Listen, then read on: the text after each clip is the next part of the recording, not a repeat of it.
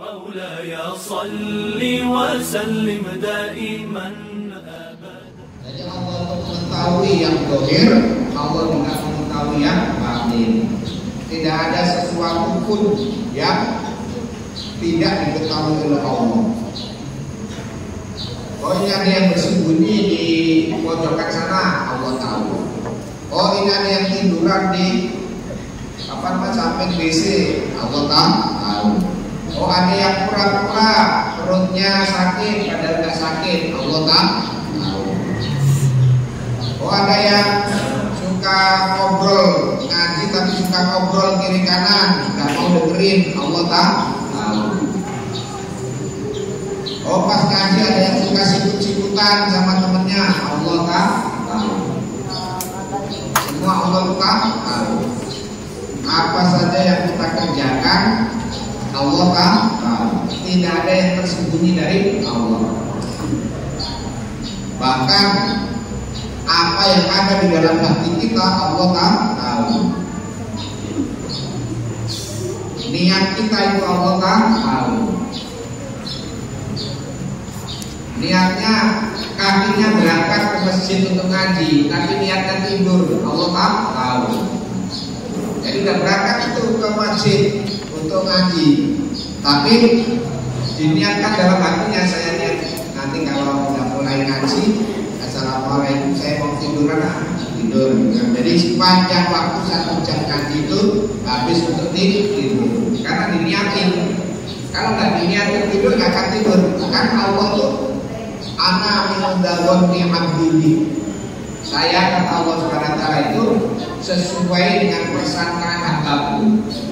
Kalau persangkaan hambanya itu ngaji untuk tidur, ya akan tidur. Tapi kalau persangkaan di dalam hatinya itu ngaji untuk mendapatkan ilmu, maka nanti akan mendapatkan ilmu. Kalau kamu niatin ngaji ini untuk ngobrol, maka nanti jatuhnya itu sepanjang hari mau ngobrol. Tapi kalau ngaji untuk benar-benar belajar ilmu, maka nanti akan dapat ilmu.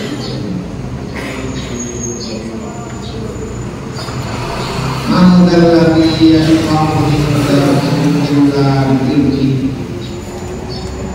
ya'lamu ma baina aydihim wa ma khalfahum wa la yuhituna bi syai'in min 'ilmihi illa bima syaa.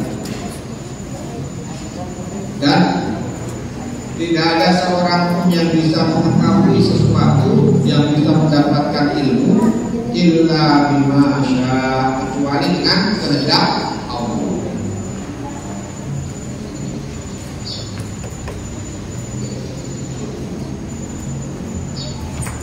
Kita tidak bisa menghafal Quran kecuali Allah Subhanahu wa taala kehendaki menghafal Quran. Kita bahkan tidak bisa sholat kecuali Allah kehendaki kita untuk sholat. Kita tidak akan bisa berangkat ke sini untuk ngaji kecuali Allah kehendaki untuk kita jalan ke masjid.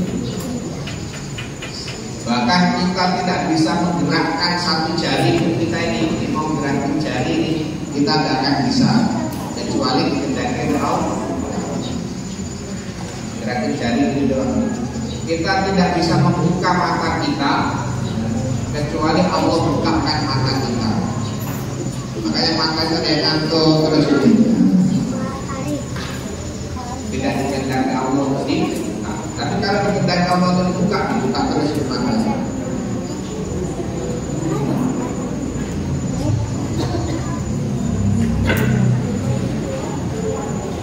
Wasi'al kursiyyu samawati wal ardh. Kursinya Allah Subhanahu wa taala, tapi jangan membayangkan kursi seperti kursi-kursi dunia. Singgasananya Allah Subhanahu wa taala itu seluas langit dan bumi. Jadi dalam riwayat hadis yang lain disebutkan langit itu ada 7 lapis. Ada berapa? 7 lapis. Langit pertama itu langit yang kita lihat. Semua langit yang kita lihat dari ujung-ujung itu langit pertama. Langit kedua itu kita tidak bisa lihat. Tetapi luasnya langit kedua dibandingkan dengan langit pertama itu seperti kita melempar cincin di padang pasir. Cincin kita lempar, maka cincin itu langit pertama, padang pasir itu langit kedua. Luasnya langit ketiga dibanding dengan langit kedua ya, itu seperti cincin di padang pasir. Jadi langit kedua itu kita melempar cincin di padang pasir itu sebagai langit kedua. Langit ketiganya itu seluruh hamparan padang pasir itu luas. Jadi kayak cincin itu tak terlihat di padang pasir yang luas. Langit keempat dibanding langit ketiga seperti kita melempar cincin di padang pasir. Nah, kita melempar cincin, maka langit keempat dibanding dengan langit ketiga itu, langit ketiga itu cincin di padang pasir, langit keempat itu padang pasir. Kelima juga demikian, keenam juga demikian. Nah, maka dari wasi'ah kursiyyus samawati wal ardh, bumi kita ini yang kita tempati ini itu juga begitu seperti cincin di padang pasir dibandingkan langit yang pertama. Kursinya Allah Subhanahu wa taala, sehingga katanya Allah Subhanahu wa taala itu meliputi seluruh langit dan bumi. Jadi singgasananya Allah Subhanahu wa taala dibanding dengan langit dan bumi itu seperti cincin di padang pasir. Jadi cincinnya itu langit dan bumi, padang pasirnya ini singgasananya Allah. Jadi kecil sekali langit dan bumi ini dibanding dengan singgasana atau kursinya Allah Subhanahu wa taala. Di atas kursi itu ada arsy. Ada apa? Arsy. Mastawa ala arsy. Kemudian Allah Subhanahu wa taala beristiwa di arsy. Kursinya Allah Subhanahu wa taala dibandingkan dengan arsy-nya itu seperti cincin di padang pasir. Jadi kursi itu cincin, arsy-nya itu padang pasir. Jadi dengan perbandingan itu kalian bisa bayangin ya, coba bayangin. Perbandingan itu berarti bumi ini itu seperti debu dibandingkan dengan arsy-nya Allah Subhanahu wa taala. Kemudian arsy-nya Allah Subhanahu wa taala itu dipanggul oleh 8 malaikat. Dipanggul oleh 8 malaikat. Di mana malaikat itu kakinya menginjakkan kakinya, wallahu a'lam bishawab. Tidak ada penjelasan lagi, tidak bisa dijelaskan lagi betapa besarnya arsy-nya Allah Subhanahu wa taala, betapa besarnya kursinya Allah Subhanahu wa taala. Jadi betapa kecilnya bumi. Bumi aja kecil. Satu bumi itu Amerika, China, Eropa, Australia, Indonesia itu masih satu bumi kan. Itu dianggap sebagai debu bagi arsy-nya Allah Subhanahu wa taala.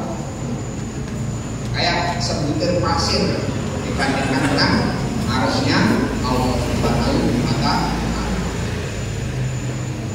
Kalau bumi aja itu seperti sebutir pasir, maka Indonesia itu seperti apa? Seperti debunya pasir, ya, debunya pasir dibandingkan dengan arsy-nya Allah.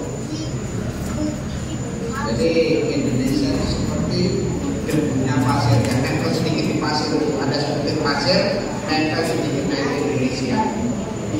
Kalau Indonesia ada debunya pasir, Bogor itu apanya pasir? Kecilnya pasir itu debunya pasir, lagi debunya pasir.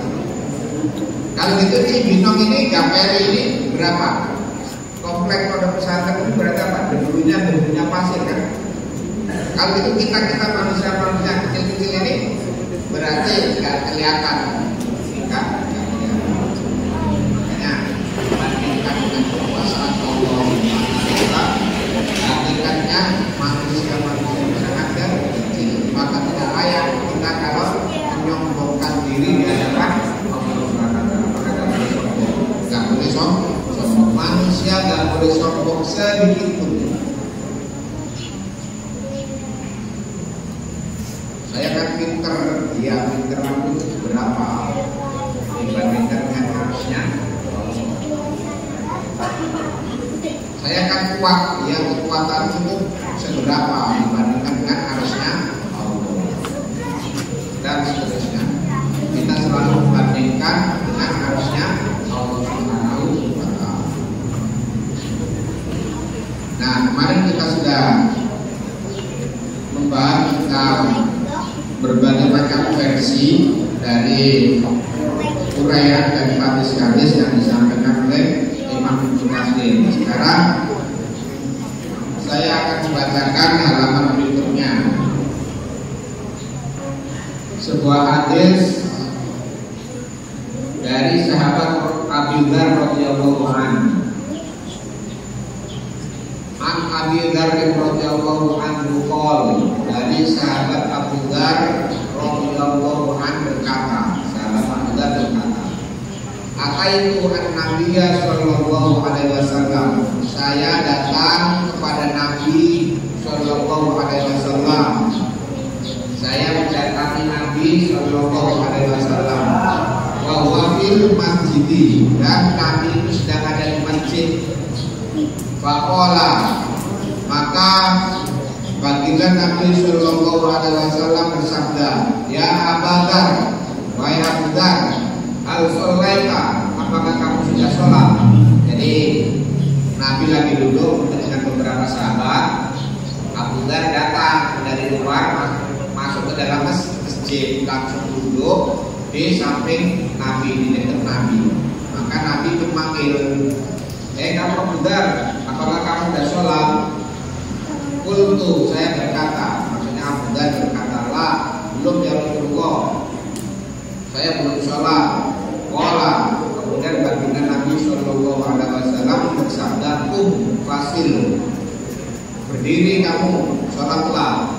Jadi ini kemudian ulama fikih membuat hukum, disunahkan kita kalau mau masuk ke dalam masjid itu kita sholat sebelum duduk atau beraktivitas yang lain di masjid. Namanya sholat apa? Tahiyatul masjid. 2 rakaat sholat tahiyatul masjid. Makanya kalau masuk ke masjid itu kita harus punya wudu, kemudian sebelum duduk kita sholat 2 rakaat. Namanya sholat tahiyatul masjid.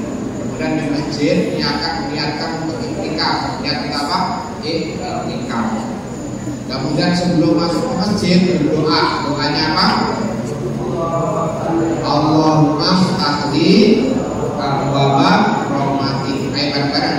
Allahumma ftahli abwaaba rahmatik. Sekali lagi. Allahumma ftahli abwaaba rahmatik. Ya Allah, bukakanlah bagi kami pintu-pintu rahmat-Mu, supaya kita pas di masjid itu mendapatkan rahmat. Ya, rahmat itu apa sih? Rahmat itu begitu kita masuk ke dalam masjid, kita itu pengennya berbuat baik, rahmat. Begitu kita masuk ke dalam masjid, kita itu pengennya berzikir dengan Allah. Begitu kita masuk ke dalam masjid, kita itu menghilangkan dari hati kita itu kesuntukan, itu namanya rahmat. Begitu kita masuk ke masjid, kita itu menghilangkan dari hati kita itu iri dan dengki, itu namanya rahmat.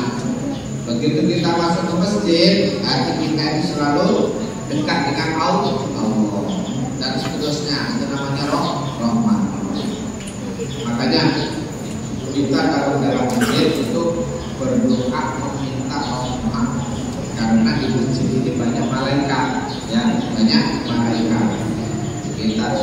Kita duduk ditemani malaikat dari masjid itu, kita baca Quran ditemani malaikat, kita zikir ditemani malaikat, kita sholat ditemani malaikat, dan seterusnya. Kita iktikaf saja, duduk saja di dalam masjid itu ditemani oleh malaikat. Makanya banyak malaikat rahmat di dalam masjid.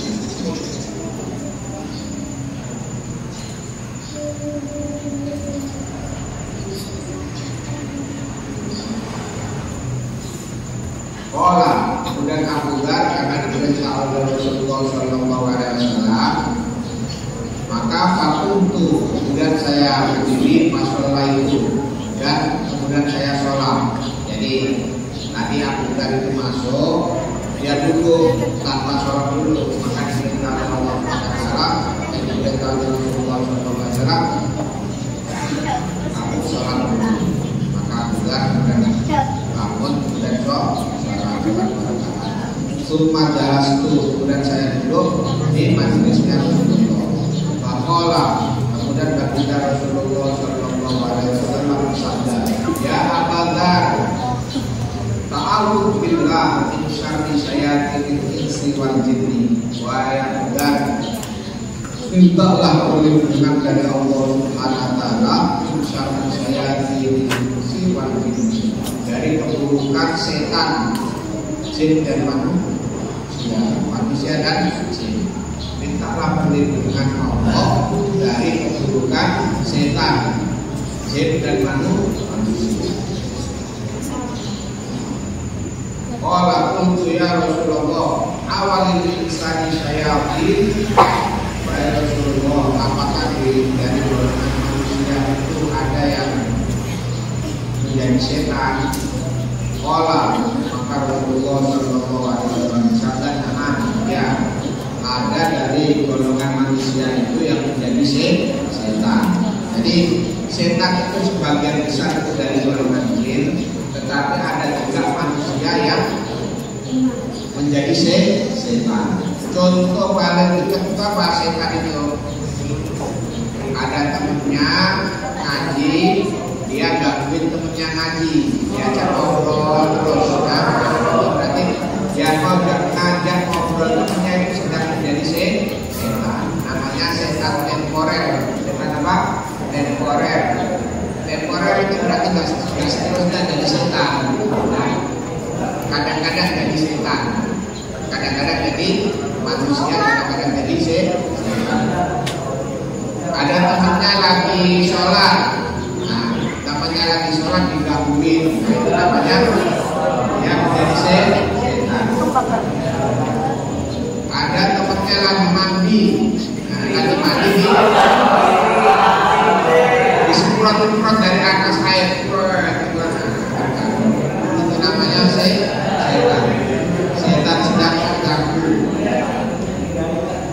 Ada temannya mau makan, lauknya disembunyikan, nah itu berarti yang disembunyikan itu sedang jadi setan.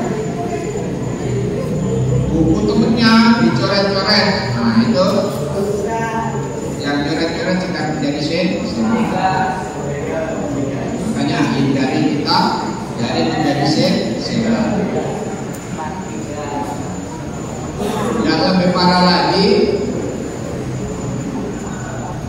ada barang temennya diambil, dicuri, itu namanya setan, menjadi setan. Dan seterusnya, itu setan yang dekat-dekat kita. Ada yang setan jauh-jauh, misalnya yang mainin hukum, yang jadi hukum, nah, segala macam itu semuanya adalah manusia yang sedang menjadi setan. Awalil insani syayatin, ya Rasulullah, apakah dari golongan manusia ada yang menjadi setan? Nah, ya kata Rasulullah, kita harus selalu meminta perlindungan dari Allah Subhanahu wa taala dari setan. Kita selalu menyebut kalimat a'udzubillahi minasyaitonir rajim. Ya Allah, lindungilah saya dari setan yang terkutuk, baik setan manusia maupun setan jin.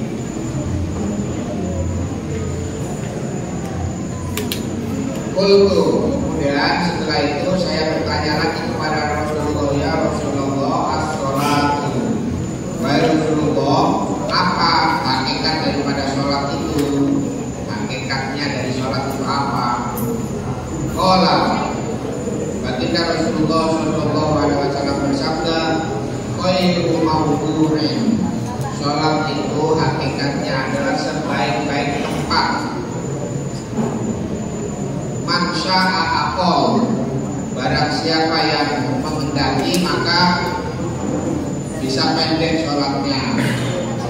Wa ma syaa aktsar, dan barang siapa mengendaki maka sholatnya boleh panjang. Jadi sholat boleh pendek, boleh sholatnya panjang. Maksudnya apa? As-sholatu khairu mawdu'in, itu maksudnya apa? Sholat itu adalah sebaik-baik tempat. Maksudnya itu sholat itu adalah tempat untuk berdoa. Ya, kalau kita mau doa, sholat dulu 2 rakaat, kemudian berdoa.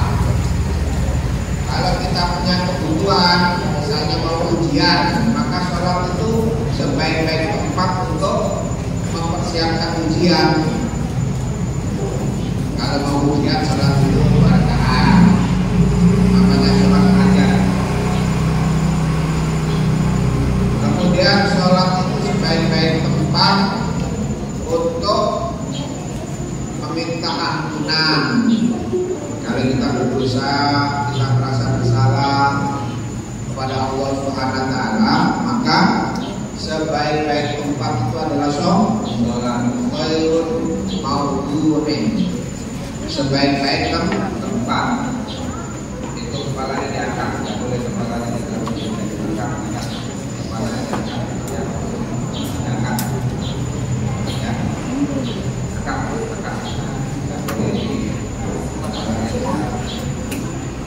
As-sholatu khairun mawdu'un, sholat itu adalah sebaik-baik tempat. Kalau kita pengen istirahat, maka sebaik-baik tempat istirahat itu adalah sholat. Kalau capek-capek, sholat yang panjang, pasti capeknya hilang. As-sholatu khairun mawdu'in, sholat itu sebaik-baik tempat. Kalau lagi ngantuk, sholat. Ngantuk, ambil wudhu, sholat. Maka nanti gak ngantuk lagi. Sholatnya yang panjang, 1 jam berdiri, setengah jam rukuk, setengah jam sujud, pasti gak ngantuk lagi. Kalau lagi sedih, sholat itu sebaik-baik tempat untuk merenungkan kesedihan, menghilangkan kesedihan. Maka kalau sedih, sholat 2 rakaat,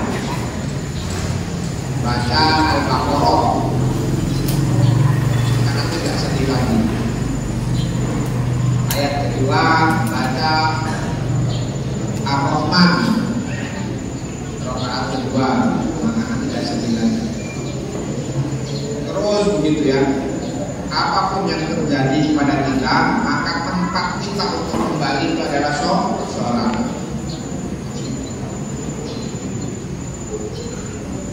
Ya Allah, saya pengen punya ini, pengen punya itu, sholat. Sholat. Kembali kepada sholat. Maka kita Rasulullah sallallahu alaihi wasallam sebutkan, as-sholatu khairun mawdu'in, sholat itu adalah sebaik-baik tempat.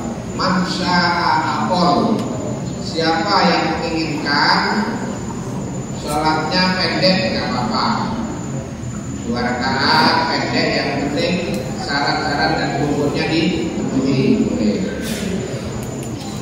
Sholat yang pendek itu seperti apa? Tetap rukunnya dikerjakan, tapi baca suratnya pendek aja. Baca surat Al-Baqarah boleh, baca surat Al-A'udzu Falaq boleh, baca surat Al-A'udzu Nas boleh. Pendek-pendek kan 2 rakaat, mungkin tidak sampai 5 menit. Wa man syaa aktsar, barang siapa yang mau boleh diperbanyak sholatnya dan diperpanjang.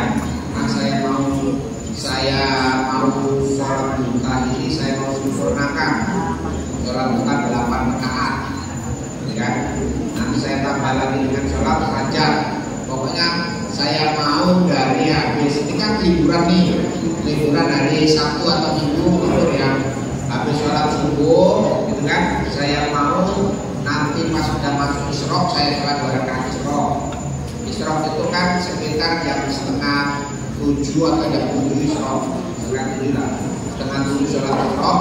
Habis sholat Isyraq itu udah langsung boleh sholat duha.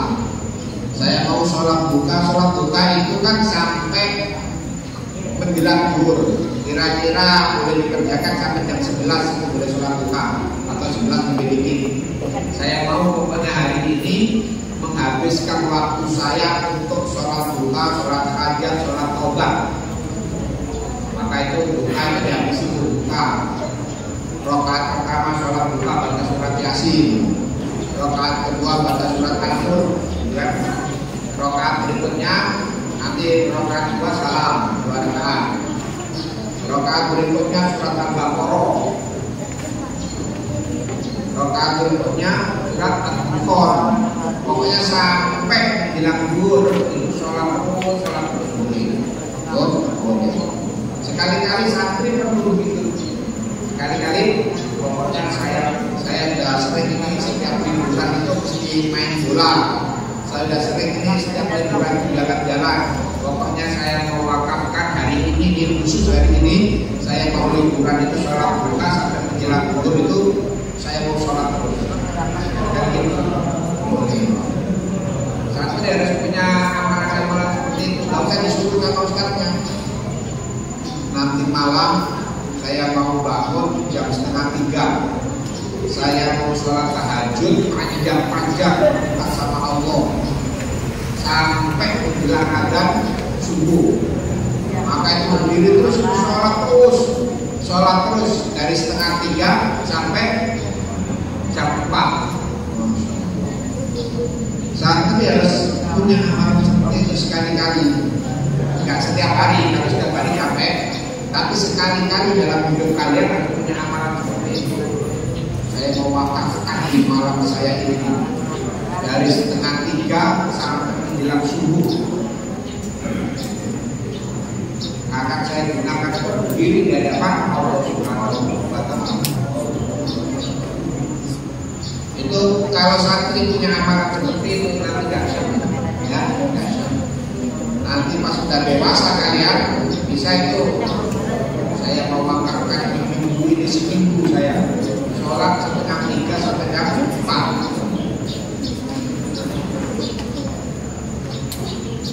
Sholat bukan 2:30 sampai jam 4 main. Bangun tapi main-main cuma bangun tapi sholat. Apalagi nanti Ramadan ya, Ramadan dikencengin amalannya. Siangnya puasa, malamnya sholat. Bikin baju kurang. Makanya ini disebut oleh Nabi Rasulullah Sallallahu Alaihi Wasallam, as-sholatu khairun mawdu'in. Sholat itu adalah tempat yang terbaik. Maksudnya apa? Tempat yang terbaik untuk mengingat Allah. Tempat yang terbaik untuk kita meminta ampunan Allah. Tempat yang terbaik untuk kita meminta perlindungan Allah. Tempat yang terbaik untuk kita mencurahkan kesedihan. Tempat yang terbaik untuk kita mencurahkan kekhawatiran. Tempat yang terbaik untuk kita mencurahkan harapan dan seterusnya. Itu adalah ada di sholat. Kemudian Abu Dzar radhiyallahu anhu bertanya lagi, ya Rasulullah, fasaumu, wahai baginda Rasulullah sallallahu alaihi wasallam, apa hakikat puasa? Baginda Rasulullah sallallahu alaihi wasallam menjawab, qul fardun mutazilun. Puasa itu adalah sebuah fardu yang berpahala. Wa indallahi mazidun, dan di dalam puasa itu ada tambahan-tambahan dari Allah Subhanahu wa Ta'ala. Ada keberkahan-keberkahan tambahan yang diberikan oleh Allah Subhanahu wa Ta'ala. Makanya kita disunahkan memperbanyak puasa-puasa sunnah selain Kamis. Puasa-puasa Daud, sehari puasa, sehari berbuka. Dan banyak lagi puasa-puasa sunnah. Nah, nanti seminggu lagi kita akan menghadapi puasa Ramadan. Ya, kita harus mempersiapkan diri dengan sebaik-baiknya. Mempersiapkan apa? Mempersiapkan mental kita. Oh ya, itu dalam Ramadan saya ingin mengurangi maksiat di Ramadan itu, dan saya ingin menghabiskan waktu saya taat kepada Allah di bulan Ramadan. Mentalnya harus gitu, mempersiapkan mental. Jangan sampai mentalnya salah. Mentalnya salah itu gimana? Oh, ini mau Ramadan ini, saya nanti bukanya kolak di depan sana. Udah mikir, baru mau Ramadan mikirnya udah mau nyari kolak ke depan. Wah, ini Ramadan ini saya mau beli barang-barang baru. Mentalnya salah. Ramadan itu bukan untuk nyari barang-barang baru. Ramadan itu bukan untuk mempersiapkan kolak. Ramadan itu bukan untuk mempersiapkan makanan-makanan, tapi Ramadan itu untuk mempersiapkan amalan-amalan. Amalan apa ini yang mau kita buat? Disiapkan. Ya Allah, saya nanti dalam Ramadan ini setiap hari saya mau mengkhatamkan 10 juz. Ya Allah, ini menjelang Ramadan ini, ya Allah, nanti di Ramadan nanti saya mau tahajud panjang-panjang. Saya mau bangun jam 2, tahajud sampai jam 4. Ya Allah, Ramadan ini, ya Allah, saya nanti terawihnya mau yang terawih yang bagus, bukan terawih yang cepet-cepetan. Ya Allah, Ramadan ini, ya Allah, saya mau menambah hafalan saya, ya Allah, memutolaah atau memurojaah 30 juz hafalan saya. Jadi harus dimulai dari sekarang niat-niatnya itu. Ramadan depan ini kita mau apa? Jangan diniatkan yang salah. Ya Allah, Ramadan ini nanti kan langsung ada hari raya ya, 10 hari terakhirnya kan kalau udah libur. Aku mau jalan-jalan ke sini. Nah, niat yang salah. Aku mau beli baju ini, itu niat yang salah. Ramadan diniatkan untuk menambah amalan.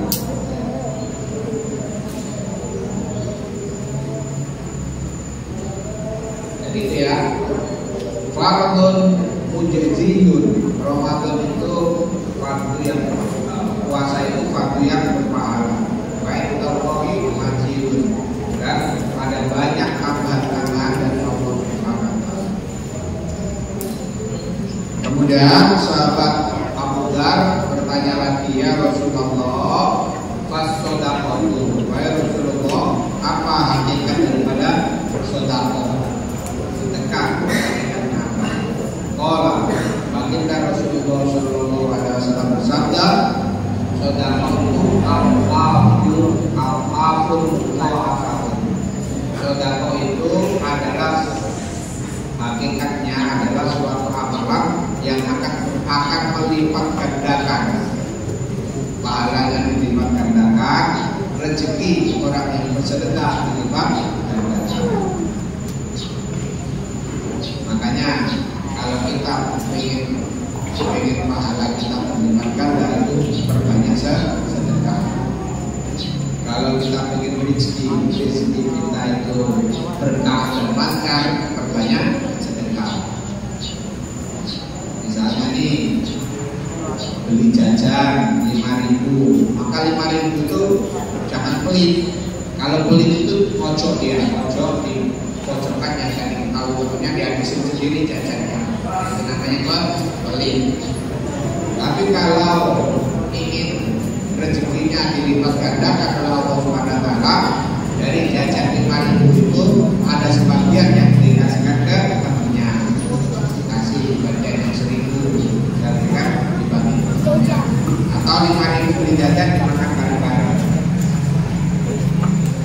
Maka masuk dalam kategori sabdanya Rasulullah ini, afun do'afatun. Sedekah itu hal yang bisa melipat gandakan rezeki dan bisa melipat gandakan pahala. Kepalanya diangkat, tidak boleh diangkat.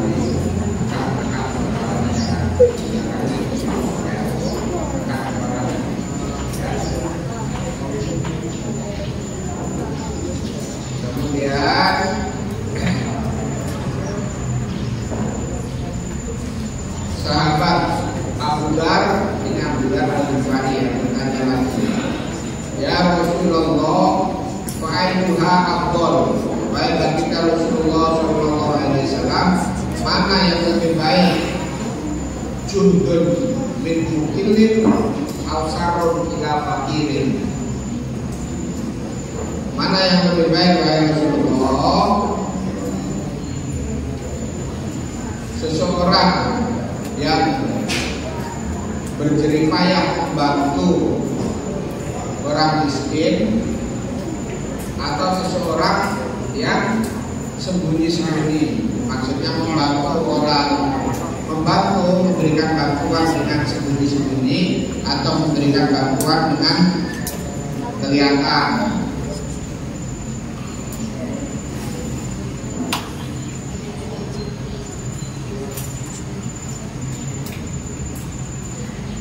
Untuk ya Rasulullah fa'inna afdol.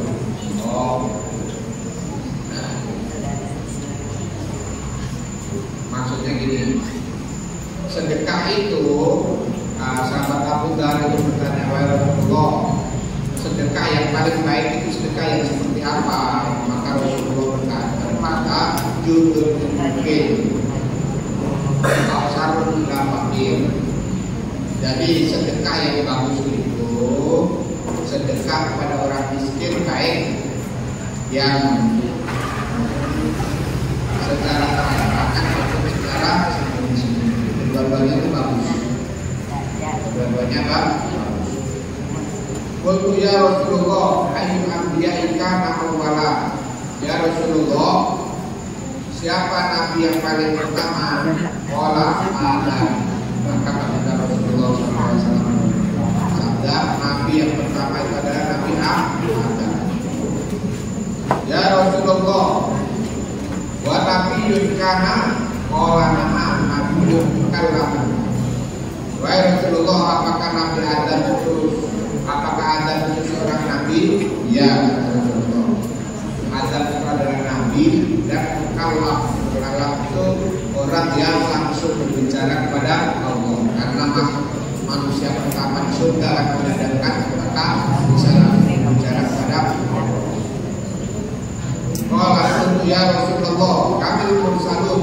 Wahai Rasulullah, berapa jumlah Rasul? Qala salasa mi'atin wa bid'atas asyar. Jumlah Rasul itu 300 dan beberapa belas. 300 dan beberapa belas. Zaman ghafirat, jumlah yang banyak. Wa qala marratan, kemudian Rasulullah berkata lagi, bersabda lagi, wa qala bisata asyar, dan 15. Maksudnya jumlah Rasul itu 300 lebih dikit atau 315. Ada yang menyebut 313 seperti sahabat ketika perang Badar. Tapi di dalam riwayat ini 300 ditambah beberapa belas, atau disebut lagi 315. Berarti jumlahnya itu bisa 311, 312, 313 sampai 315. Qala qultu ya Rasulullah, ayyuma unzila ilaika a'dham. Wahai Rasulullah, ayat apa yang paling agung yang diturunkan kepada engkau? Maka Rasulullah menyebutkan ayat kursi. Ayat kursi yang akan kita baca itu adalah ayat yang paling afdol, ayat yang paling agung. Allahu la ilaha illa huwa hayyul qayyum. Ini penjelasannya. Sebenarnya hadis ini dicantumkan oleh Imam Ibnu Katsir itu dalam rangka untuk memperkuat kalimat yang paling akhir. Ayyuma unzil alaika afdal. Apa yang diturunkan kepada engkau ya Rasulullah yang paling agung? Ayat kursi. Ayat kursi. Tapi sebelum, karena hadisnya panjang, maka hadis itu menceritakan tentang sholat,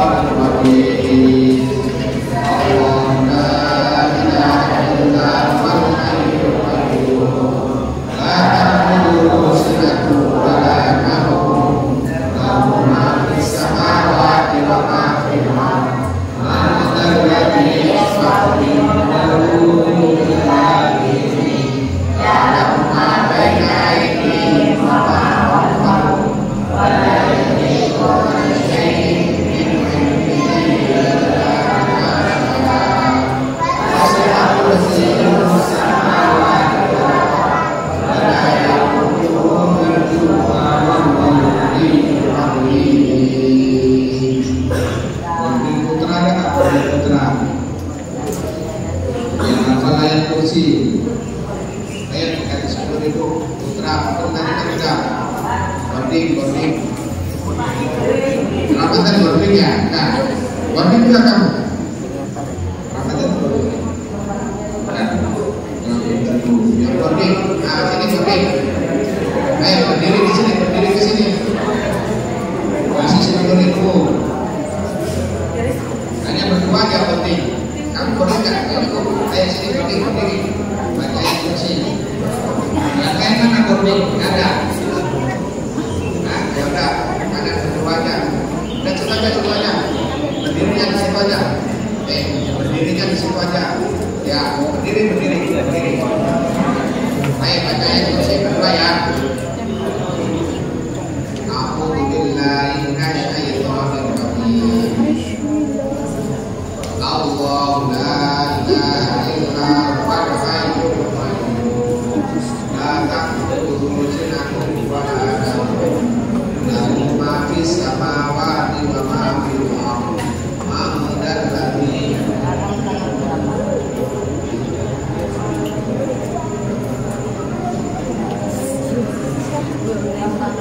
wala yusyrikuna bi syai'in min ilmihi illa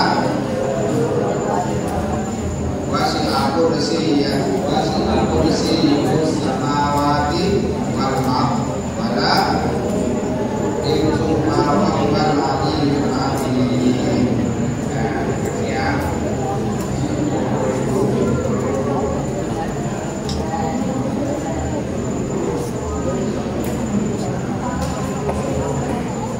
Sekarang sampai putra barat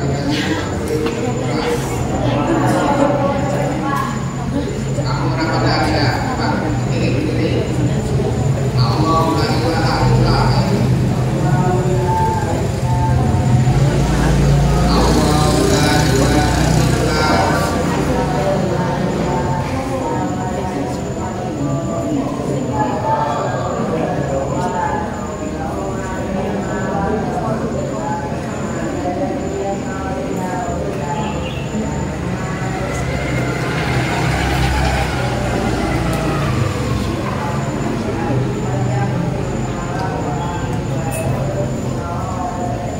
ya.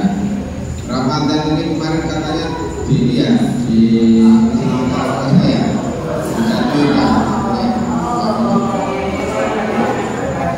ini tadi sama yang apa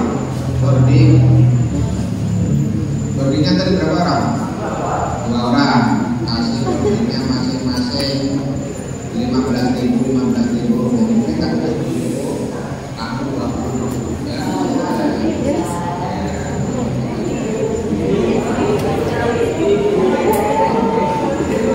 Bagi saya mencerahkan barang 50.000.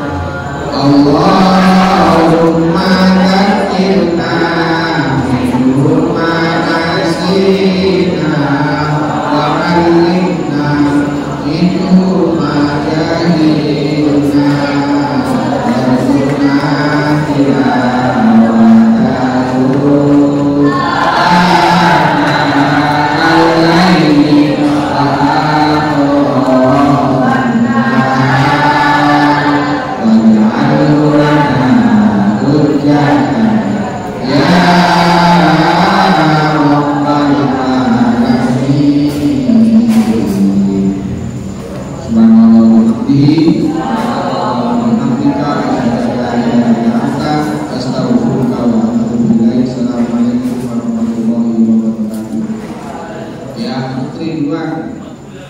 صل وسلم دائما أبدا على حبيبك خير الخلق